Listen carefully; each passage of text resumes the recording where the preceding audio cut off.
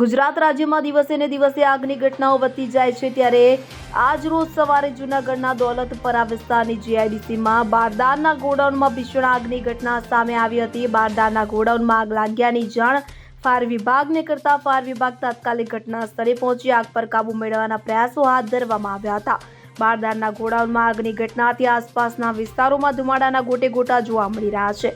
તો બીજી તરફ જૂનાગઢ મહાનગરપાલિકાના ફાયર વિભાગની બે ટીમ બારદાનના ગોડાઉન ખાતે દોડી આવી હતી ત્યારે ફાયર વિભાગના ચીફ ઓફિસર સહિતનો કાફલો ગોડાઉન ખાતે આગ પર કાબુ મેળવવાના પ્રયાસો કરી રહ્યો છે। તો આગની આ ઘટનાથી બારદાનના ગોડાઉન આસપાસ લોકોના ટોળા એકત્રિત થયા હતા।